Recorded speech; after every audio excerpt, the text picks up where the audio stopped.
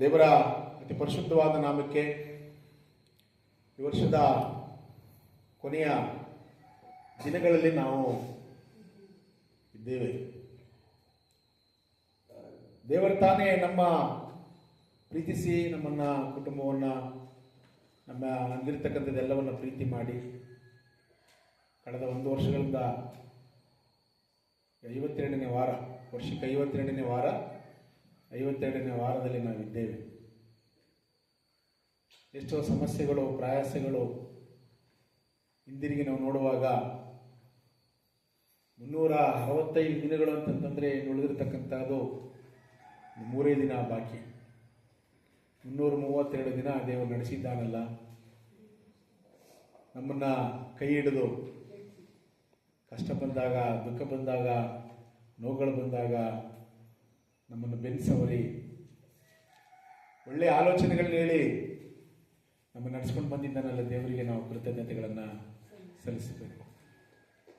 ಜೀವನದ ಕೊನೆಯ ಉಸಿರಿನವರೆಗೂ ಕೂಡ ಆತನನ್ನು ಸ್ಮರಿಸಬೇಕು.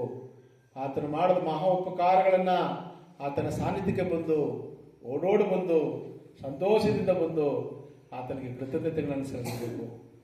ದೇವರು ನಿಮ್ಮ ಹತ್ರ ಆಸ್ತಿ ಬಯಸ್ತಾ ಇಲ್ಲ, ಅಂತಸ್ತನ್ನು ಬಯಸ್ತಾ ಇಲ್ಲ, ನಿಮ್ಮಲ್ಲಿರ್ತಕ್ಕಂಥ ಹಣವನ್ನು ಬಯಸ್ತಾ ಇಲ್ಲ. ಪ್ರಿಯರೇ, ದೇವರು ನಿಮ್ಮ ನಿಷ್ಕಲ್ಮಸವಾಗಿರ್ತಕ್ಕಂಥ ಹೃದಯವನ್ನು ಬಯಸ್ತಾ ಇದ್ದಾನೆ. ಜೊತೆಗೆ ದೇವರು ಯಾವಾಗಲೂ ಕೂಡ ಆತನ ಸನ್ನಿಧಿಯಲ್ಲಿ ನೀವೆಲ್ಲರೂ ಕೂಡ ಇರಬೇಕು ಅಂತೇಳಿ ಬಯಸ್ತಾ ಇದ್ದಾನೆ.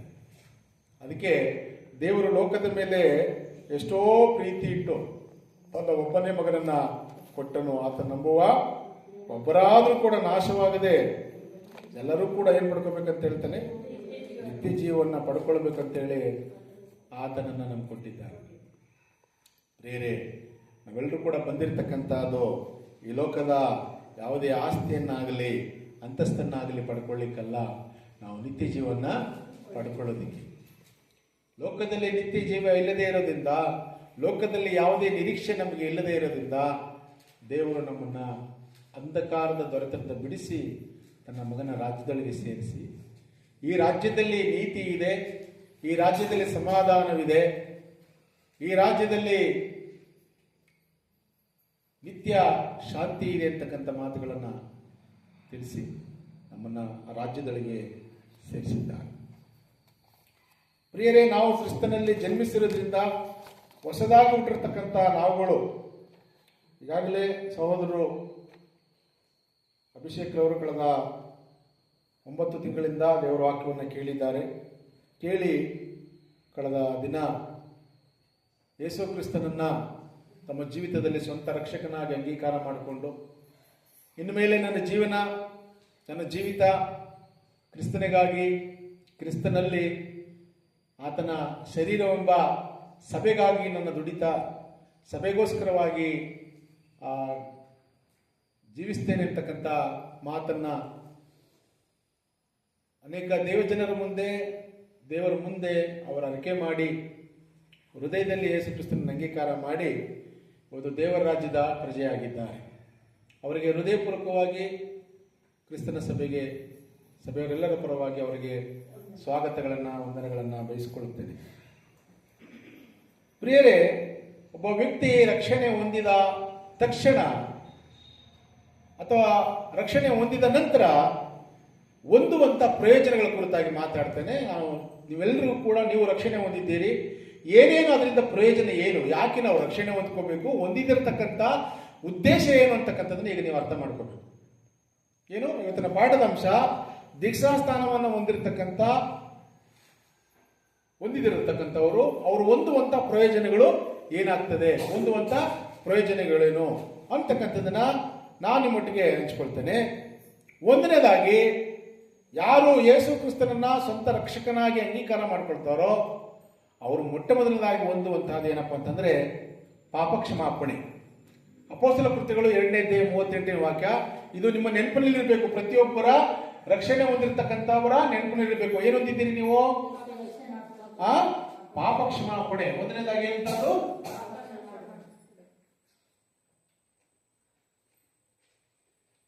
ಪಾಪ ಕ್ಷಮಾಪಣೆ.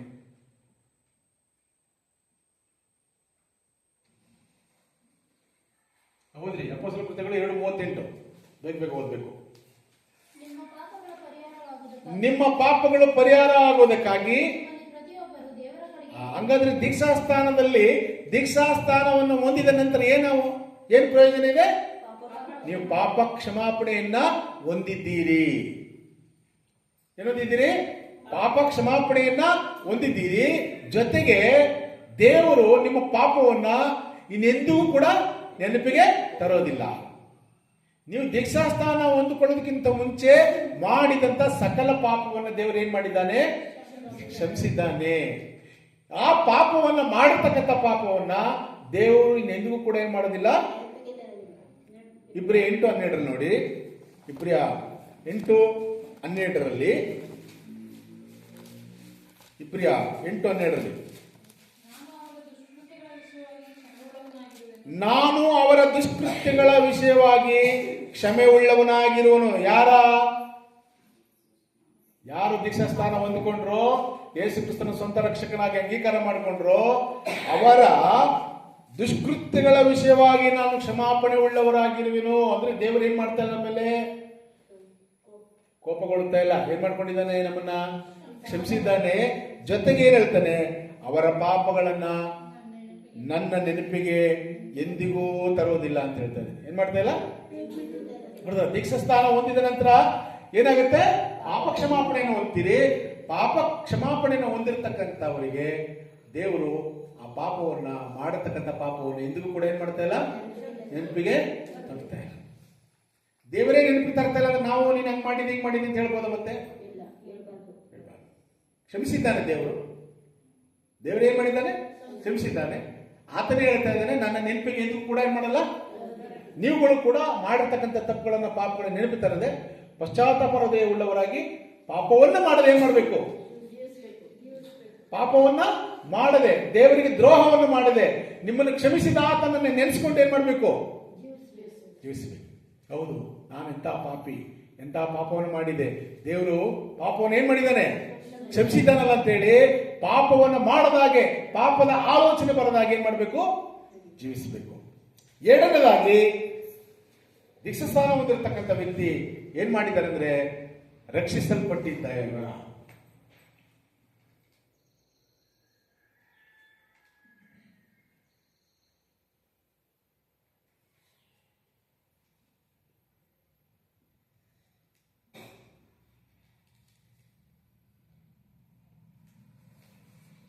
ರಕ್ಷಿಸಲ್ಪಟ್ಟಿದ್ದೇವೆ ಅಥವಾ ರಕ್ಷಿಸಲ್ಪಟ್ಟಿದ್ದೀರಿ. ರಕ್ಷಿಸಲ್ಪಟ್ಟಿದ್ದೀರಿ ಏನು? ನೀವೆಲ್ಲರೂ ಕೂಡ ರಕ್ಷಿಸಲ್ಪಟ್ಟಿದ್ದೀರಾ? ಎಸ್. ದೀಕ್ಷಾಸ್ಥಾನ ಹೊಂದಿದ ಮೇಲೆ ಏನ್ ಮಾಡಿದ್ದೀರಿ? ಇವಾಗ ರಕ್ಷಿಸಲ್ಪಟ್ಟಿದ್ದೀರಿ. ಮಾರ್ಕ 16ನೇ ಅಧ್ಯಾಯ 16ನೇ ವಾಕ್ಯದ ನೋಡಿ. ಮಾರ್ಕ 15:16.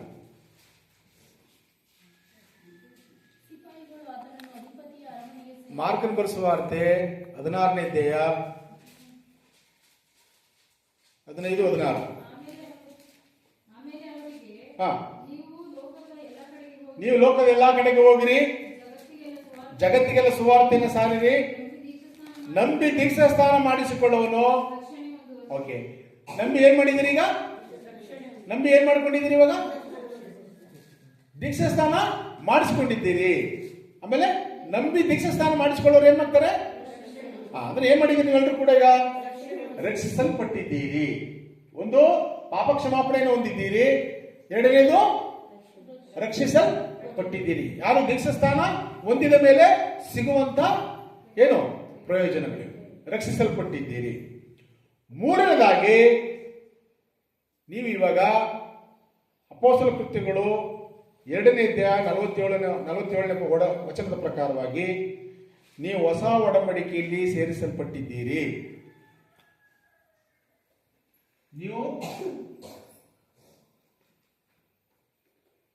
ನೀವು ಹೊಸ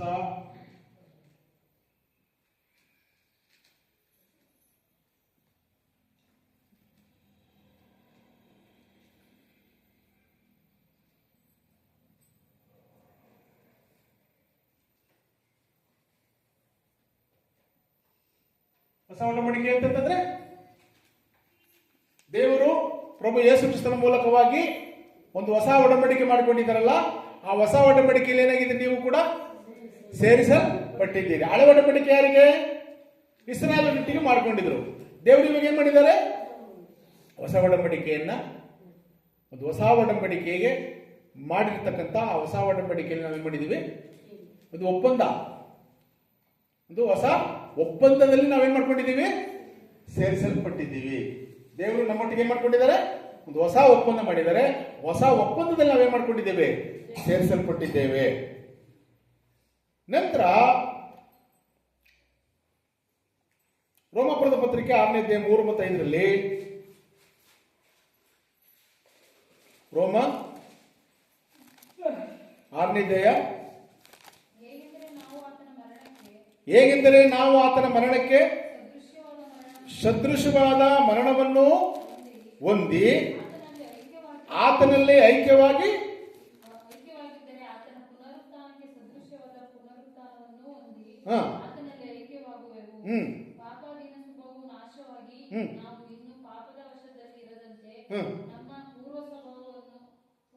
ಎಷ್ಟನೇ ವಾಕ್ಯ ಓದ್ತಿದ್ರಮ್ಮ ನೀವು?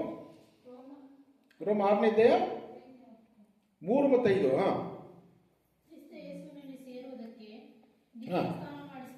ಕ್ರಿಸ್ತ ಯೇಸುವಿನಲ್ಲಿ ಸೇರುವುದಕ್ಕೆ ದೀಕ್ಷಾ ಸ್ನಾನ ಮಾಡಿಸಿಕೊಂಡವರಾದ ನಾವೆಲ್ಲರೂ, ಎಲ್ಲಿ? ಕ್ರಿಸ್ತ ಯೇಸುವಿನಲ್ಲಿ ಸೇರುವುದಕ್ಕೆ ದೀಕ್ಷಾ ಸ್ನಾನ ಏನ್ ಮಾಡಕ್ಕಪ್ಪ? ದೀಕ್ಷಾ ಸ್ನಾನ ಏನ್ ಮಾಡಕ್ಕೆ? ಕ್ರಿಸ್ತ ಯೇಸುವಿನಲ್ಲಿ ಸೇರುವುದಕ್ಕೆ ದೀಕ್ಷಾ ಸ್ನಾನ ಮಾಡಿಸಿಕೊಂಡವರಾದ ನಾವೆಲ್ಲರೂ ಆತನ ಮರಣದಲ್ಲಿ ಪಾಲುಗಾರರಾಗುವುದಕ್ಕೆ. ಎಲ್ಲಿ ಪಾಲುಗಾರರಾಗಿದ್ದೀವಿ ಈಗ? ಆತನ ಮರಣದಲ್ಲಿ ನೀವು ಕೂಡ ಏನಾಗಿದ್ದೀರಿ? ಇವಾಗ ಪಾಲುಗಾರರಾಗಿದ್ದೀರಿ. ಮತ್ತೆ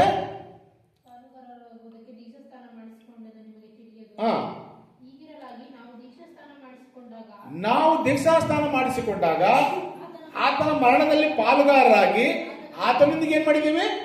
ಉಣಲ್ಪಟ್ಟಿದ್ದೇವೆ. ಆತನ ಕ್ರಿಸ್ತನು ಸತ್ತು ತಂದೆಯ ಮಹಿಮೆಯಿಂದ ಜೀವಿತನಾಗಿ ಎಬ್ಬಿಸಲ್ಪಟ್ಟಂತೆಯೇ ನಾವು ಕೂಡ ಜೀವದಿಂದಿದ್ದು ಹೊಸಬರಾಗಿ ನಡ್ಕೊಳ್ಬೇಕು. ಏನ್ ಮಾಡ್ಕೋಬೇಕು? ನಾವು ಹೊಸ ಜೀವನವನ್ನು ಪಡೆದುಕೊಂಡಿದ್ದೇವೆ. ಈಗ ಏನ್ ಮಾಡ್ಕೊಂಡಿದ್ದೇವೆ? ಈಗ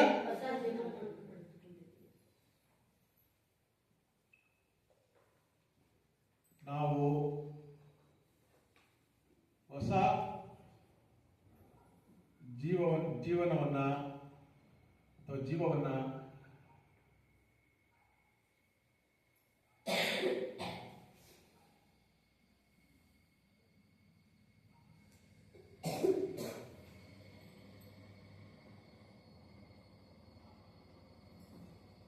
ಹೊಸ ಜೀವವನ್ನ ಏನ್ ಮಾಡ್ಕೊಂಡಿದ್ದೇವೆ ನಾವು?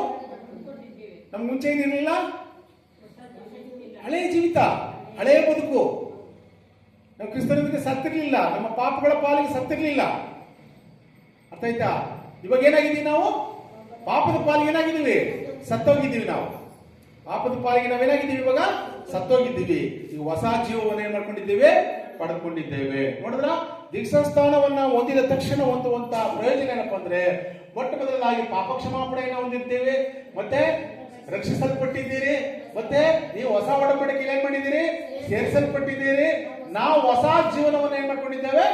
ಪಡ್ಕೊಂಡಿದ್ದೇವೆ. ಹೊಸ ಜೀವನವನ್ನು ಏನ್ ಮಾಡ್ಕೊಂಡಿದ್ದೇವೆ? ನಾವು ಪಡ್ಕೊಂಡಿದ್ದೇವೆ. ಹಳೆ ಜೀವಿತವನ್ನು ಜೀವಿಸ್ಲಿಕ್ಕಲ್ಲ. ಇನ್ಮೇಲೆ ಹಳೆ ಯಾವುದೇ ಸ್ವಭಾವಗಳು ಕೂಡ ನಿಮ್ಮಲ್ಲಿ ಇರ್ಲಿಕ್ಕೆ ಕೂಡುದು. ಹಳೆಯ ಸ್ವಭಾವಗಳು ಕೂಡ ನಿಮ್ಮಲ್ಲಿ ಇರ್ಲಿಕ್ಕೆ ಕೂಡುದು. ನಿಮ್ಮಲ್ಲಿ ಯಾವಾಗಲೂ ಕೂಡ ಹೊಸದನ್ನೇ ಆಲೋಚನೆ ಮಾಡಬೇಕು, ಹೊಸತನವನ್ನೇ ಜೀವಿಸಬೇಕು, ಹೊಸಬರಾಗಿ ಜೀವಿಸಬೇಕು. ಇದು ದೇವರ ಚಿತ್ತ ಮತ್ತು ದೇವರ ಉದ್ದೇಶವಾಗಿದೆ ಪ್ರಿಯರೇ. ಆದ್ರಿಂದ ಪ್ರಿಯರೇ, ಹೊಸ ಸ್ವಭಾವವನ್ನ ತೀತನಿಗೆ 3ನೇ ಅಧ್ಯಾಯ 5ನೇ ವಾಕ್ಯದಲ್ಲಿ, ತೀತನಿಗೆ ಬರೆದಂತ ಪತ್ರಿಕೆ 3ನೇ ಅಧ್ಯಾಯ 5ನೇ ವಾಕ್ಯ,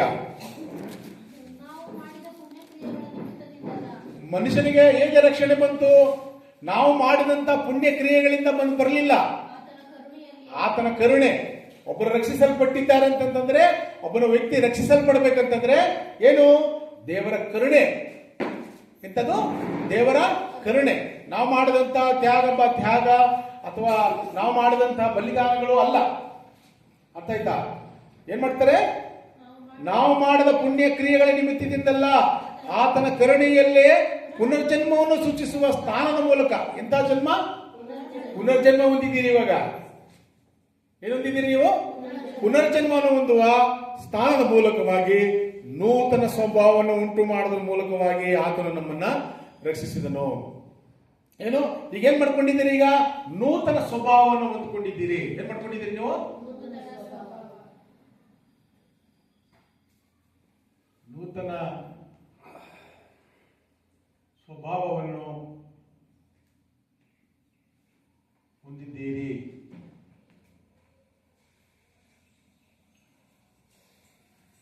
ನೂತನ ಸ್ವಭಾವವನ್ನ ಹೊಂದಿದ್ದೀರಿ ಅಂತ ಹೇಳ್ತಾರೆ. ಯಾವಾಗ ಈ ಹೊಸ ಸ್ವಭಾವ ಈಗ ಬರಬೇಕು, ಹಳೆ ಸ್ವಭಾವ ಇರಬಾರ್ದು. ಪುನರ್ಜನ್ಮ ಹೊಂದಿದ್ದೀರಿ. ಹಳೆ ವ್ಯಕ್ತಿ ಸತ್ತೋದ, ಈಗ ಏನಾಗಿದ್ದೀರಿ? ಹೊಸ ವ್ಯಕ್ತಿ. ಆದ್ರಿಂದ ಹೊಸ ಸ್ವಭಾವವನ್ನ ಹೊಂದ್ಕೋಬೇಕು, ಹೊಸ ಸ್ವಭಾವದಂತೆ ನಡ್ಕೊಳ್ಬೇಕು, ಹೊಸ ಸ್ವಭಾವದಂತೆ. ನಂತರ ಅದಕ್ಕೆ ಹೇಳ್ತಾನೆ 2 ಕೊರಿಂಥಿ 5ನೇ ಅಧ್ಯಾಯದಲ್ಲಿ 17ನೇ ವಾಕ್ಯದಲ್ಲಿ, 2 ಕೊರಿಂಥಿ 5ನೇ ಅಧ್ಯಾಯ 17, ಈಗಿರಲಾಗಿ ಯಾವನಾದರೂ ಕ್ರಿಸ್ತನಲ್ಲಿದ್ದರೆ ಅವನು ನೂತನ ಸೃಷ್ಟಿ. ನೋಡಿ, ಹೊಸ ಸೃಷ್ಟಿ, ನ್ಯೂ ಬಾರ್ನ್. ಏನಂತಾಗ? ಹೊಸ ಸೃಷ್ಟಿ.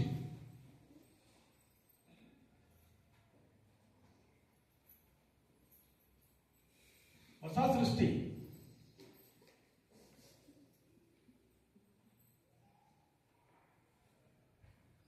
ಹೊಸ ಸೃಷ್ಟಿ, ನೂತನ ಸೃಷ್ಟಿ ಅಂದ್ರೆ ಯಾರು ಕ್ರಿಸ್ತನಲ್ಲಿ ತಮ್ಮ ಪಾಪಗಳ ಪರಿಹಾರಕ್ಕೋಸ್ಕರವಾಗಿ ಕ್ರಿಸ್ತನನ್ನ ಸ್ವಂತ ರಕ್ಷಕರಾಗಿ ಅಂಗೀಕಾರ ಮಾಡಿಕೊಂಡು ಪಾಪದ ಪಾಲಿಗೆ ಸತ್ತು ಯೇಸು ಕ್ರಿಸ್ತನನ್ನ ಸ್ವಂತ ರಕ್ಷಕನಾಗಿ ಅಂಗೀಕಾರ ಮಾಡ್ಕೊಳ್ತಾರೋ ಅವರು ಏನು ಸೃಷ್ಟಿ? ಹೊಸ ಸೃಷ್ಟಿಯಾಗಿದ್ದೀರಿ, ಹೊಸದಾಗಿ ಹುಟ್ಟಿದ್ದೀರಿ. ಅಂದ್ರೆ ಹೊಸದಾಗಿ ಹುಟ್ಟಿದ ಮೇಲೆನೆ ನಮ್ಗೆ ದೇವರ ಸ್ವಭಾವ ಅಂತಕ್ಕಂಥ ಬರ್ಲಿಕ್ಕೆ ಸಾಧ್ಯ. ಪ್ರಿಯರೇ, ಒಬ್ಬನು ಹೊಸದಾಗಿ ಹುಟ್ಟದಿದ್ದರೆ ದೇವರ ರಾಜ್ಯವನ್ನ ಕಾಣಲಾರನು. ಅಂದ್ರೆ ಹೊಸ ಸ್ವಭಾವ ನಮ್ಮಲ್ಲಿ ಬರಬೇಕು. ಆದ್ರಿಂದ ನಾವು ದೈವತ್ವವನ್ನು ಅಥವಾ ದೇವರ ಸ್ವಭಾವವನ್ನ ಪಡ್ಕೊಂಡಿದ್ದೇವೆ ಅಂತ ಅರ್ಥ. ಏನ್ ಸ್ವಭಾವ? ಹೊಸ ಸ್ವಭಾವ ಅಂದ್ರೆ ಯಾರ ಸ್ವಭಾವ? ಅದು ದೇವರ ಸ್ವಭಾವ. ನಾವು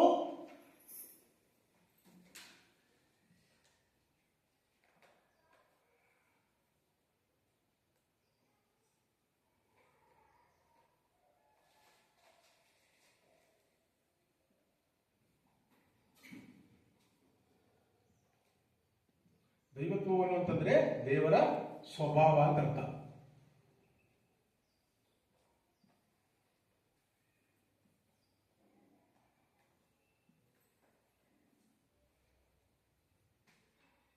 ಹೇಗಿರ್ಬೇಕು?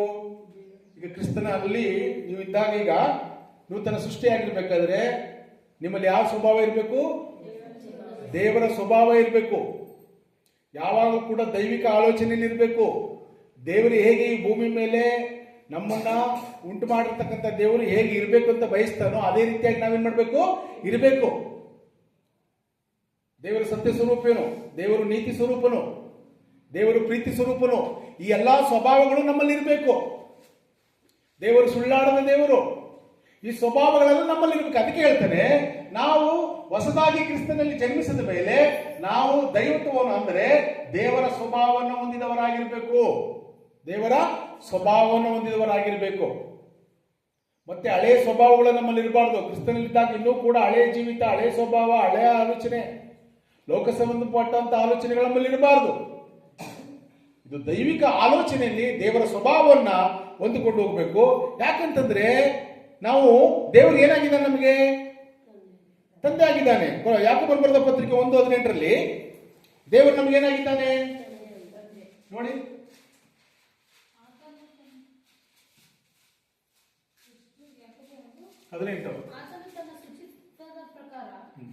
ಸತ್ಯ ಬೋಧನೆಯ ವಾಕ್ಯದಿಂದ ನಮ್ಮನ್ನು ಹುಟ್ಟಿಸಲಾಗಿ ನಾವು ಆತನ ಸೃಷ್ಟಿಗಳಲ್ಲಿ ಪ್ರಥಮ ಫಲದಂತಾದೆವು.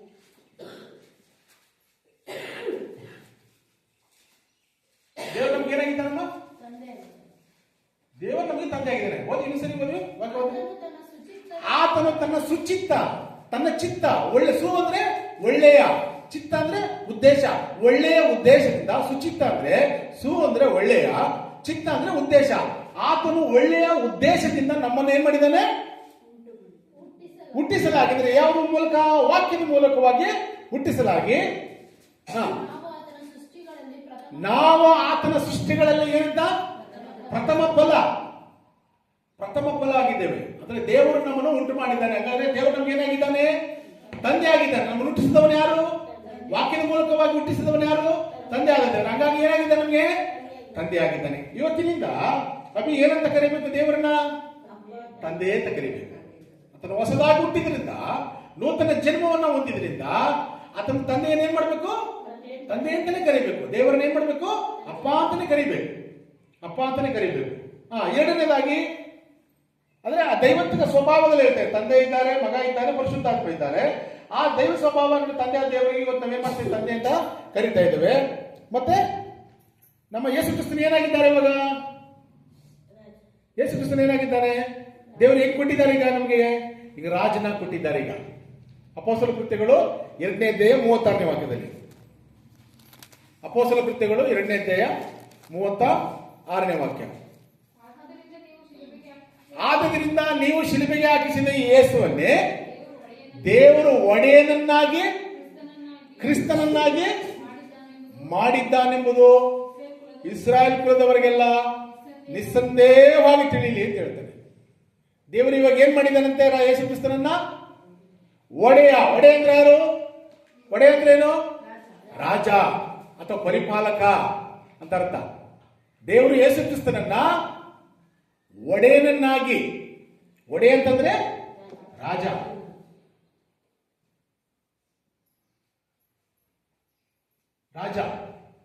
ರಾಜನನ್ನಾಗಿ. ಆಮೇಲೆ ಕ್ರಿಸ್ತನಂದ್ರ ಅರ್ಥ ಏನು? ಕ್ರಿಸ್ತನಂದ್ರ ಅರ್ಥ ಏನು? ಕ್ರಿಸ್ತನಂದ್ರ ಅರ್ಥ ಏನು? ಯೇಸು ಎಂಬ ಪದಕ್ಕೆ ರಕ್ಷಕ ಅಂತ ಅರ್ಥ. ಯೇಸು ಎಂಬ ಪದಕ್ಕೆ ಏನಂತ ಅರ್ಥ? ರಕ್ಷಕ ಅಂತ ಅರ್ಥ. ಕ್ರಿಸ್ತನು ಅಂದ್ರೆ ಅಭಿಷಕ್ತನು ಅಂತ ಅರ್ಥ. ಎಂತ? ಅಭಿಷಕ್ತನು. ಆತನನ್ನ ಮಹಾಯಾಜಕನಾಗಿ ಅಭಿಷೇಕ ಮಾಡಿದ್ದಾರೆ ದೇವರು. ಏನಾಗಿದ್ದಾನೆ? ಆತನು ರಾಜನೂ ಕೂಡ ಹೌದು ಇವತ್ತು, ಆತನು ಮಹಾ ಯಾಜಕನು ಕೂಡ ಹೌದು. ಏನಾಗಿದ್ದಾನೆ? ಆತನು ರಾಜನು ಕೂಡ, ಅಂದ್ರೆ ಸಭೆಯನ್ನ ಪರಿಪಾಲನೆ ಮಾಡತಕ್ಕಂತ ರಾಜನು ಕೂಡ ಹೌದು. ಮತ್ತೆ ತಂದೆಯಾದ ದೇವರಿಗೆ ಯಜ್ಞಗಳನ್ನ ಸಲ್ಲಿಸಲಿಕ್ಕೆ ಮಹಾ ಯಾಜಕನು ಕೂಡ ಹೌದು. ನಾವೆಲ್ಲರೂ ಕೂಡ ಯಾಜಕರು. ನಾವೆಲ್ಲರೂ ಕೂಡ ಏನು? ಯಾಜಕರು. ಆದ್ರೆ ಯೇಸು ಕ್ರಿಸ್ತನೇನಂತೆ? ಮಹಾಯಾಜಕ. ನಾವು ಯಜ್ಞಗಳನ್ನ ಸಲ್ಲಿಸಬೇಕಾದ್ರೆ ಯಾರ ಬಳಿಗೆ ಹೋಗ್ಬೇಕು? ಮಹಾಯಾಜಕನ ಬಳಿಗೆ ಹೋಗ್ಬೇಕು. ಮಹಾಯಾಜಕ ನಮ್ಮ ಯಜ್ಞಗಳನ್ನ, ನಮ್ಮ ಬಲಿಗಳನ್ನ ಏನ್ ಮಾಡ್ತಾನೆ? ತಂದೆಯಾದ ದೇವರಿಗೆ ಏನ್ ಮಾಡ್ತಾನೆ? ಸಮರ್ಪಣೆ ಮಾಡ್ತಾನೆ. ಇದು ಇರತಕ್ಕಂಥ ಕಾರ್ಯ. ಆದ್ರಿಂದ ಏನಾಗಿದ್ದಾನೆ? ಯೇಸು ಕ್ರಿಸ್ತನು ರಾಜನು ಕೂಡ ಆಗಿದ್ದಾನೆ, ಮಹಾಯಾಜಕನು. ಇದ್ಯಾವುದೇ ಅನುಮಾನ ಬೇಡ, ನಿಸ್ಸಂದೇಹವಾಗಿ ತಿಳಿದಿರಲಿ ಅಂತ ಹೇಳ್ತಾನೆ. ಏನಂತ ಹೇಳ್ತಾನೆ? ಸಂದೇಹನೇ ಬೇಡ. ಯೇಸು ಕ್ರಿಸ್ತನು ಏನಾಗಿದ್ದಾನೆ? ರಾಜನಾಗಿದ್ದಾನೆ, ಮಹಾ ಯಾಜಕನಾಗಿದ್ದಾನೆ. ಆತನು ನಮ್ಮ ಜೊತೆ ಸೇರಿ ತಂದೆಯಾದ ದೇವರನ್ನ ಏನ್ ಮಾಡ್ತಾ ಇದ್ದಾರೆ? ಇವತ್ತು ಆರಾಧನೆಯನ್ನ ಮಾಡ್ತಾ ಇದ್ದಾರೆ, ಯಜ್ಞವನ್ನ ಸರ್ಪಿಸ್ತಾ ಇದ್ದಾರೆ. ಓಕೆ.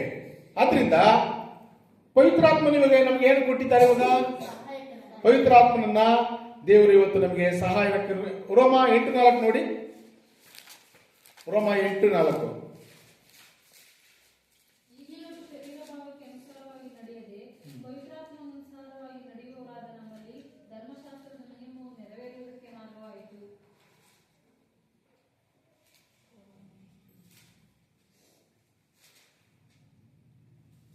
ತಮ್ಮನ್ನು ನಡೆಸುವ ನಾಯಕ ಯಾರು? ದೇವರು ಈಗ ಎಲ್ಲಿದ್ದಾರಮ್ಮ? ದೇವರು ಎಲ್ಲಿದ್ದಾರಮ್ಮ? ಪರಲೋಕದಲ್ಲಿದ್ದಾರೆ. ಯೇಸು ಪ್ರಭು ಎಲ್ಲಿದ್ದಾರಮ್ಮ? ದೇವರ ಬಲಗಡೆಯಲ್ಲಿ ಆಸೀನರೂಢನಾಗಿದ್ದಾರೆ. ಪವಿತ್ರಾತ್ಮನ ಎಲ್ಲಿದ್ದಾರಮ್ಮ? ನಮ್ಮ ಜೊತೆಯಲ್ಲಿ ನಮ್ಮ ಸಹಾಯಕನಾಗಿ ಇದ್ದಾರೆ. ನಮ್ಮನ್ನ ಆತ್ಮಿಕವಾಗಿ ಸತ್ಯಾರ್ಥಗಳನ್ನ ತಿಳಿಸ್ತಕ್ಕಂಥ ನಾಯಕನಾಗಿ ನಮ್ಮನ್ನು ನಡೆಸ್ತಕ್ಕಂಥವರು ಪರಿಶುದ್ಧಾತ್ಮ. ಅದಕ್ಕೆ ಹೇಳಿದೆ, ನಾವು ದೇವರ ಸ್ವಭಾವವನ್ನು ಹೊಂದಬೇಕು. ತಂದೆಯಾದ ದೇವರಿಗೆ ಏನು ಸ್ವಭಾವ ಇದೆ? ಯೇಸು ಕ್ರಿಸ್ತನಿಗೆ ಏನು ಸ್ವಭಾವ ಇದೆ? ಮತ್ತೆ ಪವಿತ್ರಾತ್ಮನಿಗೆ ಏನು ಸ್ವಭಾವ ಇದೆ, ಈ ಸ್ವಭಾವನ ಹೊಂದಿಕೊಳ್ಳುವಂತ ಕಾರ್ಯಕ್ಕೆ ನಾವು ಬಂದಿದ್ದೇವೆ. ದೀಕ್ಷಾಸ್ಥಾನ ಹೊಂದಿರತಕ್ಕಂಥವರು ಈ ಸ್ವಭಾವಗಳನ್ನೆಲ್ಲ ಏನ್ ಮಾಡ್ಕೋಬೇಕು, ಹೊಂದ್ಕೋಬೇಕು. ಆ ಒಂದು ಹೊಂದ್ಕೊಳ್ಳೋದಕ್ಕೆ ನೀವು ಅಧಿಕಾರವನ್ನು ಹೊಂದಿದ್ದೀರಿ. ಇವಾಗ ಆ ಹೊಂದ್ಕೊಳ್ಳೋದಕ್ಕೆ ಆ ರಾಜ್ಯಕ್ಕೆ ಬಂದಿದ್ದೀರಿ ಅಂತಕ್ಕಂಥ ಮಾತು. ಓಕೆ, ನಾನು ಹೇಳ್ತಕ್ಕಂಥ ಮುಖ್ಯ ಪಾಯಿಂಟ್ ಏನ್ ಹೇಳಿ, ದೀಕ್ಷಾಸ್ಥಾನ ಹೊಂದಿರತಕ್ಕಂಥವ್ರು ಹೊಂದುವಂತ ಪ್ರಯೋಜನಗಳು ಏನು ಅಂತೇಳಿ. ದೀಕ್ಷಾಸ್ಥಾನ ಹೊಂದಿದ ಮೇಲೆ ಈ ಪ್ರಯೋಜನಗಳೆಲ್ಲ ಹೊಂದ್ಕೊಂಡಿರ್ತೀರಿ. ಏನೇನು ಪ್ರಯೋಜನಗಳು ಹೊಂದ್ಕೊಂಡಿರ್ತೀರಿ?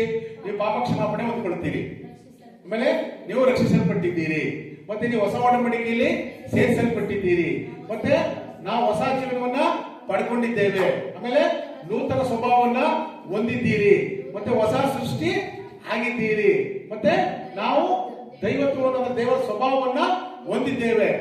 ಆ ದೇವರ ಸ್ವಭಾವದಲ್ಲಿ ಯಾರಿದ್ದಾರೆ? ತಂದೆ ಇದ್ದಾರೆ, ಯೇಸು ಕ್ರಿಸ್ತನಿದ್ದಾರೆ, ಪವಿತ್ರಾತ್ಮನು ಕೂಡ ಇದ್ದಾರೆ. ಅರ್ಥ ಆಯ್ತಾ? ಈ ಸ್ವಭಾವವನ್ನು ಹೊಂದ್ಕೊಳ್ಳೋದಕ್ಕೆ ನಾವೇನಾಗಿದ್ದೇವೆ? ದೇವರ ರಾಜ್ಯದಲ್ಲಿ ಸೇರ್ಪಡೆ ಆಗಿದ್ದೇವೆ. ನಂತರ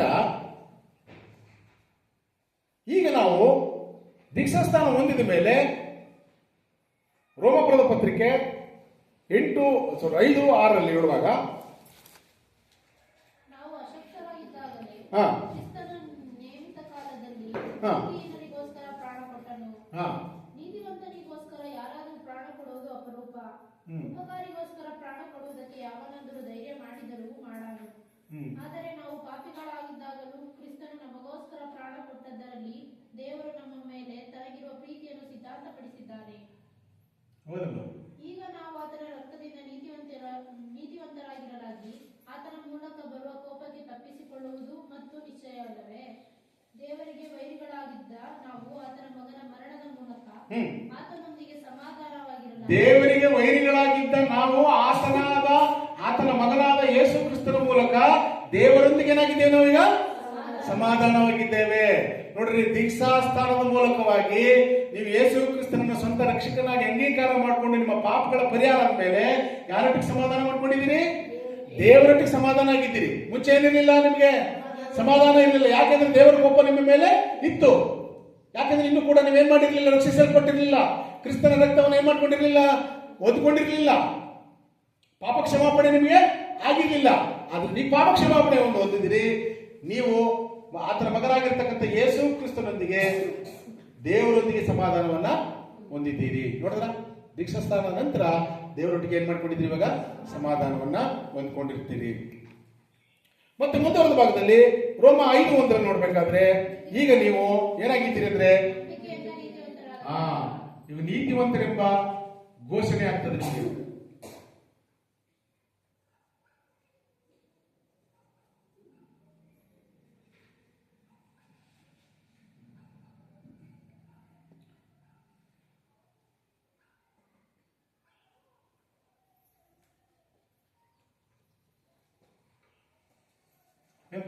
ನೀತಿವಂತರೆಂದು ಘೋಷಣೆ ಮಾಡ್ತಾ ಇದ್ದಾರೆ ದೇವರು ನಿಮ್ಮನ್ನ. ಈಗ ಯಾರನ್ನ?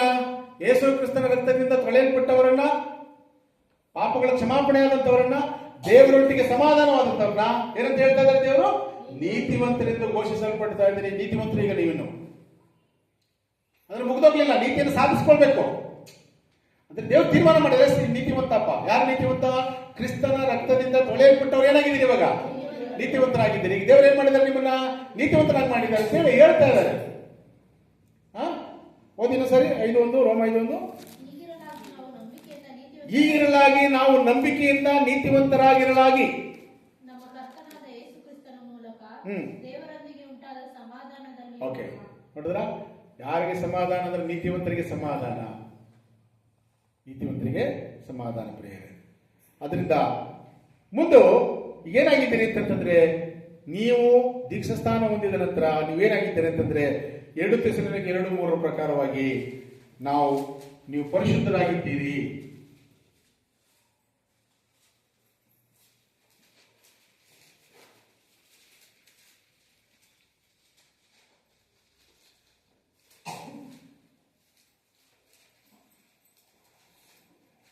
ಏನಾಗಿದ್ದೀರಿ? 2 ಥೆಸಲೋನಿಕ 2:3. ಹಾ,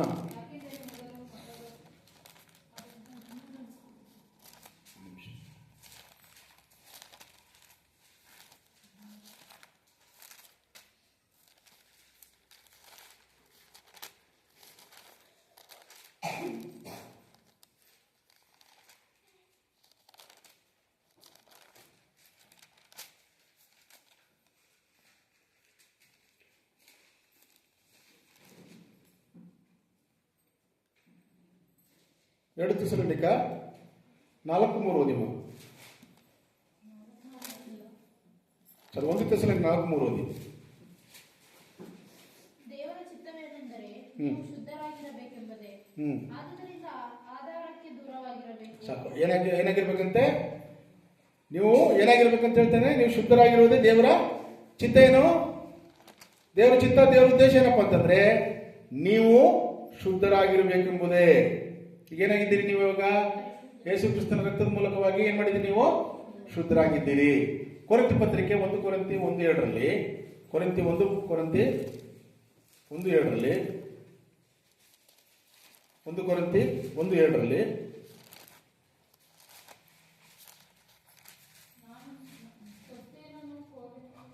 ಹಾ ಓದಮ್ಮ.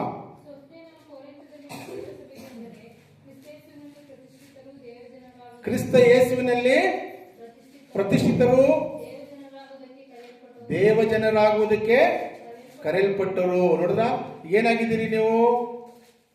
ಏನಾಗಿದ್ದೀರಿ ಇವಾಗ? ಪ್ರತಿಷ್ಠೆ ಮಾಡಿದ್ದಾರೆ. ದೇವಜನರಾಗುವುದಕ್ಕೆ ದೇವರು ಕರೆದಿದ್ದೀವಿ. ಪ್ರತಿಷ್ಠೆ ಹೊಂದಿದ್ದೀರಿ. ಇವಾಗ ಈ ಪರಿಶುದ್ಧರಾಗಿದ್ದೀರಿ. ನಿಮ್ಮನ್ನು ದೇವರು ಏನ್ ಮಾಡಿದ್ದಾನೆ? ಪ್ರತಿಷ್ಠೆ ಮಾಡಿದ್ದಾನೆ. ಎಲ್ಲಿ ಪ್ರತಿಷ್ಠೆ ಮಾಡಿದ್ದಾನೆ? ಯಾರು ಪರಿಶುದ್ಧರಾಗಿರ್ತಾರೋ ಅವರನ್ನ ಏನ್ ಮಾಡ್ತಾರೆ? ಪ್ರತಿಷ್ಠೆ ಅರ್ಥ ಏನು? ಪ್ರತಿಷ್ಠೆ ಅರ್ಥ ಏನಪ್ಪ? ಪ್ರತಿಷ್ಠಾಪನೆ ಅಂದ್ರೆ ಗೊತ್ತಾ? ವಿಗ್ರಹ ಪ್ರತಿಷ್ಠಾಪನೆ ಕೇಳಿದಿರಾ ಮಾತು? ಏನು? ಒಂದು ಕಡೆ ವಿಗ್ರಹಗಳನ್ನ ಇಡ್ತಕ್ಕಂಥದ್ದು ಪ್ರತಿಷ್ಠಾಪನೆ ಅಂತ ಅರ್ಥ. ಈಗ ನಿಮ್ಮನ್ನ ಏನ್ ಮಾಡಿದ್ದಾರೆ? ಅಂಧಕಾರದ ದೊರೆತಂದಿರತಕ್ಕಂಥ ನಿಮ್ಮನ್ನ ಯೇಸು ಕ್ರಿಸ್ತನ ರಕ್ತ ಶುದ್ಧ ಮಾಡಿ ಪಾಪಗಳನ್ನ ಪರಿಹಾರ ಮಾಡಿ ಅದನ್ನೇನ್ ಮಾಡಿದ್ದಾರೆ? ಆ ಶುದ್ಧವಾಗಿರ್ತಕ್ಕಂಥದ್ದನ್ನ ಏನ್ ಮಾಡಿ ತನ್ನ ರಾಜ್ಯದಲ್ಲಿ ಏನ್ ಮಾಡಿದ್ದಾನೆ? ಇವತ್ತ ಪ್ರತಿಷ್ಠೆ ಮಾಡಿದ್ದಾನೆ. ನೀವು ಪ್ರತಿಷ್ಠಾಪನೆ ಹೊಂದಿರತಕ್ಕಂಥವ್ರು ಇಲ್ಲಿ ಏನ್ ಮಾಡಿದ್ರಿ? ನೀವು ಪ್ರತಿಷ್ಠಾಪನೆಯನ್ನ ಹೊಂದಿರತಕ್ಕಂಥವ್ರು. ಆದ್ರಿಂದ ಏನಾಗಿದ್ದೀರಿ ಅಂತಂದ್ರೆ ನೀವು ಹೊಸದಾಗಿ ಹುಟ್ಟಿದ್ರಿಂದ ಆ ದೇವ ರಾಜ್ಯವನ್ನ ಪ್ರವೇಶ ಮಾಡಿದ್ದೀರಿ. ಏನ್ ಮಾಡ್ಕೊಂಡಿದ್ದೀರಿ? ಈಗ ಹೊಸದಾಗಿ ಹುಟ್ಟಿ ದೇವರ ರಾಜ್ಯವನ್ನ ಪ್ರವೇಶ ಮಾಡ್ಕೊಂಡಿದ್ದೀರಿ. ಯೋಹಾನ ಬರೆದ ಸುವಾರ್ತೆ 3ನೇ ಅಧ್ಯಾಯ 3-5.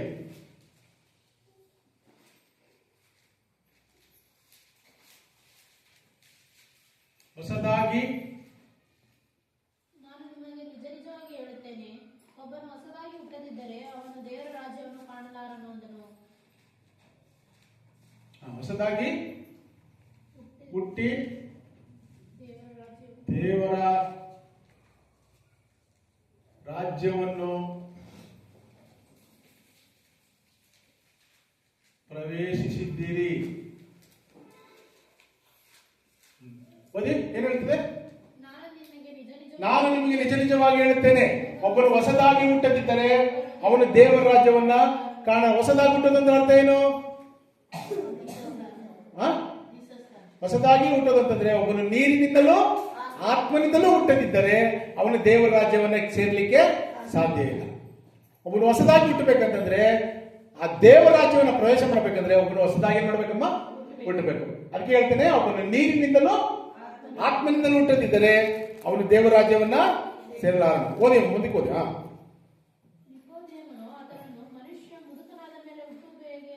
ಯೇಸು ಪ್ರಭು ನಿಕೋದೇಮನ ಜೊತೆ ಮಾತಾಡ್ತಾ ಇದ್ದಾರೆ.